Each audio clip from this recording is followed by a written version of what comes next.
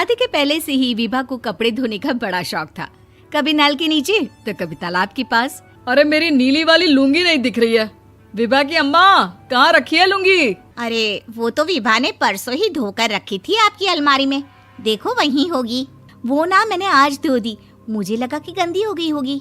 अरे कैसे गंदी हो गई थी? उसे तो मैंने पहना भी नहीं। हे भगवान, इस लड़की के कपड़े धोने की आदत से परेशान हो गया हूँ मैं। जितना तो घर में राशन नहीं आता, उससे कहीं ज्यादा डिटर्जेंट पाउडर का खर्चा है। इसकी शादी करवा दो, शादी जाए अपने घर में ही करे काम, फिर चाहे घर के कपड़े धोने हो या पूरे गांव के। हाँ ठीक बोल रही हूँ, देखता हूँ मैं कोई लड़का। वो दिन भी आ जाता है जब विभा को देखने लड़के वाले आ जाते हैं। लड़की मुझे अच्छी लगी। होने वाली सास कहती है, बेटी अगर कुछ पूछना है तो पूछ लो। वैसे तो हमारी लड़की बहुत ही शर्मीली है, जो बोल दो वो मान लेती है, इसे क्या पूछना होगा। अरे कैसी बात कर रही हो माँ, मुझे इन लोगों के घर रहना है, सवाल तो कई है। हाँ हाँ बेटा, पूछ लो ना, क्या पूछना है। आप लोगों के घर कपड़े कौन धोता है? सास का मुंह बन जाता है। देखो, अगर तुम ये कहना चाहती हो कि तुम्हें कपड़े धोने नहीं आते तो सुन लो, कपड़े मैं ही धोती हूँ, लेकिन तुम्हारे आ जाने के बाद मैं रुमाल तक नहीं धोऊंगी। अरे चुप रहना भाग्यवान, बहू बेचारी घर आई नहीं, उसे डराना शुरू कर दिया। वो क्या है ना बिटिया, अभी तक तो ये कल्लू की माँ ही धोती थी, लेकिन अब तुम्हारे पापा तो दहेज में वॉशिंग मशीन देंगे ही। तभी विभा की माँ बोल पड़ती है, सवाल भी पूछा तो क्या। वैसे भाई साहब, मशीन की तो फिर भी कपड़े धोने की कैपेसिटी होती है। मतलब जो बिटिया दे रहे हैं ना विभा, इसे कपड़े धोने का बहुत शौक है। ये आप लोगों के क्या, आस पड़ोस गांव मोहल्ले सबके कपड़े धो दे और उफ तक ना करे। बाहर देखा नहीं आपने कितने कपड़े सूख रहे हैं, सब हमारी बिटिया ने ही तो धोए हैं। बस भी करो ना माँ, शर्म आ रही इतनी तारीफ सुनकर। और तो और एक दाग निकाल कर दिखाओ तो मान जाओ। हाँ अच्छा अच्छा, माफ करना बेटा, मैंने गलत समझा। हमें तो रिश्ता बहुत पसंद है। और ऐसे जुड़ जाता है रिश्ता कपड़े धोने का शौक रखने वाली विभा का। उसकी शादी हो जाती है कोयला फैक्ट्री में काम करने वाले कल्लू के साथ। शादी के बाद अचानक विभा चिल्लाती हुई सास के पास आती है। सासू माँ, अरे सासू माँ कहाँ है आप? ये तो धोखा है, धोखा दिया आप लोगों ने मुझे। इसे ससुर के चक्कर के बारे में पता चल गया। अरे तो उसमें तुझे क्यों धोखा मिला है? अरे नल में पानी नहीं आता, कपड़े कैसे कब धुलेंगे? अच्छा अच्छा, तू पानी नहीं आ रहा उसकी बात कर रही है। तो आपने क्या सोचा? कुछ नहीं। अच्छा हाँ, तेरी माँ ने कहा था कि कपड़े धोने का शौक है तुझे, याद आया मुझे। शौक शौक बोलकर कपड़े धोने वाले मेरे जुनून को कम ना आके सासू माँ, कपड़ा धोना मेरा गुरूर है।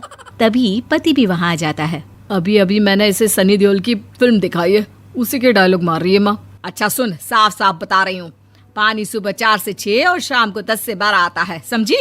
विभा टाइमिंग सुनकर हैरान हो जाती है। ये क्या भूतों का मोहल्ला है? सुबह 4 बजे उठकर कौन कपड़े धोता है? 4 बजे टंकी में पानी जाता है, फिर सारा दिन धोना ना, किसने मना किया? अरे कैसी बात कर रही हैं? 200 लीटर की टंकी में कितने कपड़े धो लूंगी मैं, सुबह ही उठ जाऊंगी मैं। अब क्या था, विभा सुबह 4 से लेकर रात के 12 बजे तक कपड़े ही धोती रहती। एक रोज सास पड़ोस से निकलकर कहीं जा रही होती है कि साथ वाली कहती है, हाँ कल्लू की माँ, जरा ये बताओ कि 2 साड़ी है, 2 ब्लाउज और एक पेटीकोट और एक नाड़े वाला लंबा कच्छा। हाँ तो? अरे तो क्या, कितना लोगी धुलाई ये बताओ। धोबन दिख रहे हैं हम क्या? हमारे पति सरकारी नौकरी से अभी अभी रिटायर हुए हैं और बेटा सुपरवाइजर है कोयला फैक्ट्री में। धोबन समझ रखा है हमें।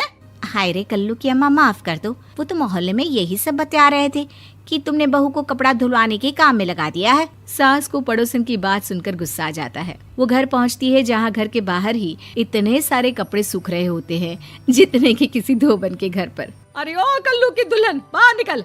माँ जी यहीं आ जाओ, बाथरूम में चादर धो रहे हैं हम। अरे अभी हम धोते हैं, तुमको बाहर निकलो। ये आस पड़ोस वाले बोल रहे हैं कि हम बहू से कपड़े धुलवा कर उसे कपड़ा धोने वाली बना दिए हैं। अरे छोड़ो ना माँ जी, किन लोगों की बातों में आती हो? आस पास के लोगों का तो काम ही होता है कि वो किसी तरह सास बहू को लड़ा दे। बहू सारे घर के कपड़े धोती है, ये क्या कम है? बोलिए। सास को भी लग जाता है कि वो बहू का ये सनकीपन नहीं छुड़वा सकती, इससे अच्छा है कि खुद ही चुप हो जाए। एक रोज सास और बहू मंदिर जाते हैं, जहाँ सास की साड़ी वहाँ खड़ी भीख मांगने वाली से मिलती है। माँ जी क्या बात है, आपकी साड़ी उस भिखारन से कितनी मिल रही है ना? हाँ हाँ, देखो तो दोनों की साड़ी मिल रही है। क्या बात है कल्लू की अम्मा, तुम खुद को तो अफसर की बीवी बताती हो और ऐसी सिंपल सी प्लेन साड़ी पहनकर घूमती हो। सिंपल और प्लेन नहीं है ये साड़ी। तो क्या सोने के धागे से फूल बने हैं? कुछ भी सासू माँ, कुछ भी। हाँ, बने थे इस साड़ी में सोने के धागे से फूल। मेरे पति लेकर आए थे मद्रास से स्पेशली मेरे लिए 10,000 की। ताहे भाई साहब इस भिखारन के लिए भी सेम टू सेम साड़ी लेकर आए होंगे 10,000 की। सास उस वक्त तो कुछ नहीं कहती, लेकिन बहू के साथ घर आती है और अलमारी से एल्बम निकाल कर लाती है। ये साड़ी देख रही है, ये वही साड़ी है जिसे मैंने अभी पहना था। इस साड़ी में ये जो चमकदार फूल दिख रहे हैं ना, ये सोने के धागों से काढ़े गए हैं। लेकिन तू लोकल वॉशिंग मशीन ब्रश से घिस घिस कर सारे फूलों को निकाल कर साड़ी प्लेन कर दी। मुझे माफ कर दीजिए सासू माँ। और तो और, जब मैंने तुझे तेरी गलती के लिए कुछ नहीं कहा, लेकिन तूने तो सबके सामने मेरा मजाक ही बना दिया। क्यों? बहू को समझ में आ जाता है कि अब से उसका कपड़े सृष्टि बचपन से ही दिखने में सुंदर नहीं थी, लेकिन अमीर बाप की बेटी सृष्टि पर उसकी माँ जान छिड़कती। मेरी बेटी कितनी प्यारी है, भगवान सबको सृष्टि जैसी बेटी दे। सृष्टि धीरे धीरे बड़ी होती है। एक दिन सृष्टि की सहेली कहती है, तू दिखने में कितनी अजीब सी है, लेकिन मैं जानती हूँ हम सब में सबसे अच्छी शादी तो तेरी ही होगी। तेरे पापा अमीर जो हैं। और बता नहीं सकते यार, दहेज तो हर कोई देता है, ये क्या ज्यादा ले जाएगी अपने पति के लिए? अरे बड़े शहर में कोठी है इसके पापा की।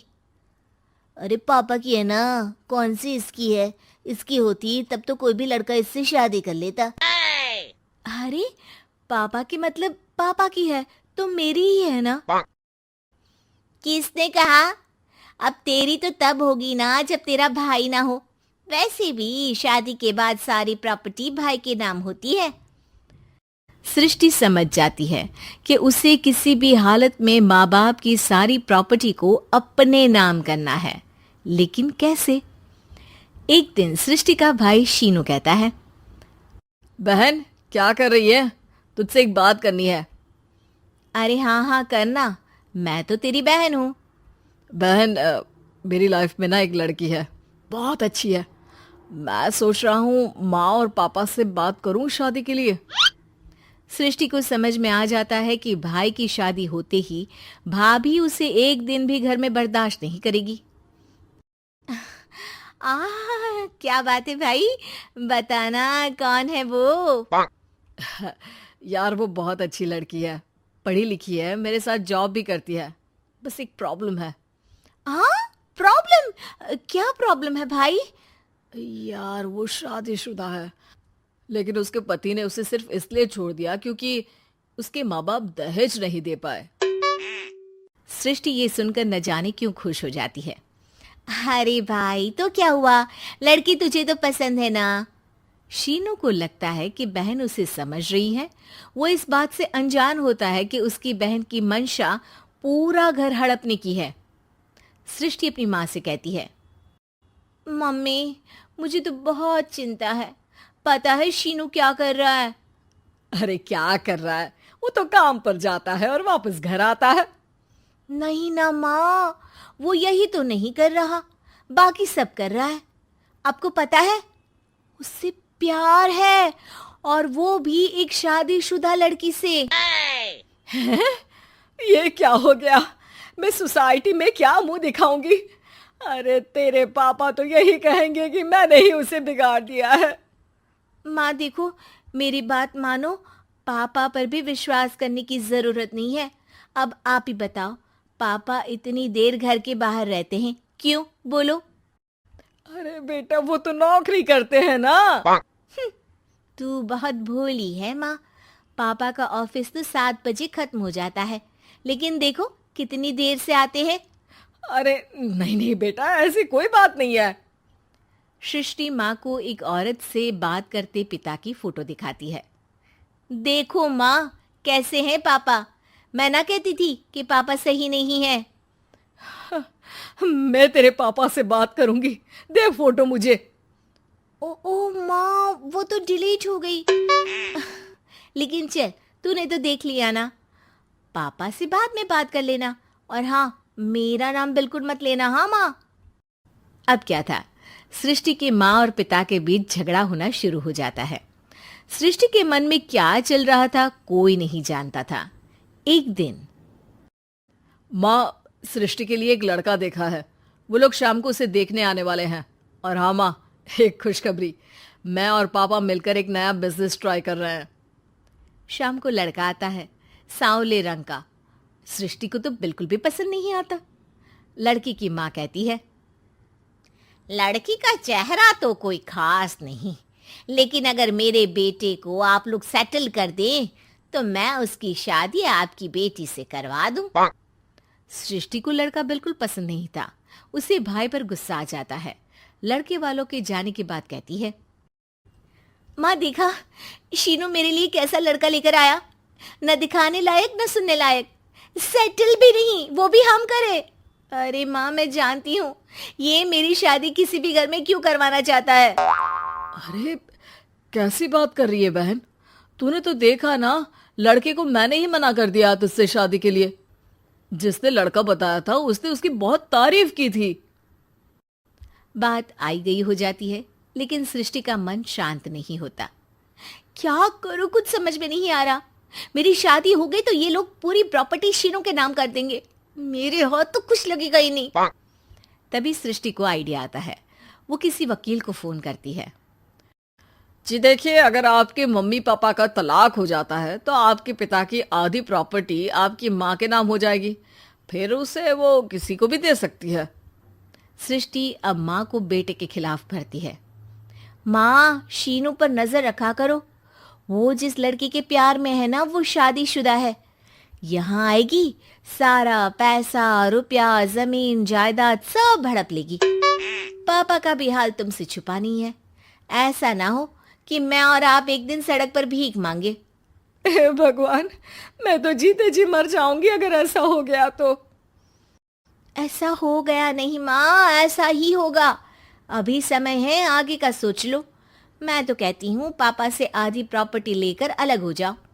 पापा की आधी प्रॉपर्टी भी हम लोगों को अगर मिल जाती है ना, तो अगले 7 जन्म सफल समझो। बेचारी माँ बेटी के कहने पर पति से तलाक लेकर अलग हो जाती है। सृष्टि अब पैसों से गाड़ी और अपने दूसरे महंगे शौक पूरे करने लगी। उसके दोस्त भी उसके पैसे इस्तेमाल करते। सृष्टि, कल तुम कहाँ थी? मैं सारा दिन घर पर अकेली थी। तो मैं क्या करूं? मैंने ठेका तो नहीं लिया है ना तुम्हें संभालने का। माँ को सृष्टि से ये उम्मीद नहीं थी। वो बैठकर रोने लगती है। वहीं उसका पति यानी कि सृष्टि के पिता आ जाते हैं। मैं जानता था कि तुम्हारा यही हाल होगा, तो आपने मुझे रोका क्यों नहीं? मैं रोकता तो तुम रुकती क्या? सृष्टि के कहने पर तुमने मुझ पर, अपने बेटे पर शक किया, लेकिन तुम ये भूल गई कि कैसे हम दोनों ने मिलकर जीवन में इतना सब खड़ा किया। माँ पति के गले लग जाती है।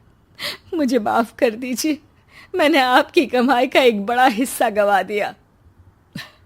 कोई बात नहीं, तुम साथ हो तो मैं ऐसी 7 प्रॉपर्टी खड़ी कर दूंगा। तभी वहां सृष्टि आ जाती है रोते हुए। माँ, मयंक ने मुझे छोड़ दिया। वो बोल रहा था जब तक मेरे पास पैसे थे तब तक ही वो मेरे साथ था। पापा, माँ, मुझे माफ कर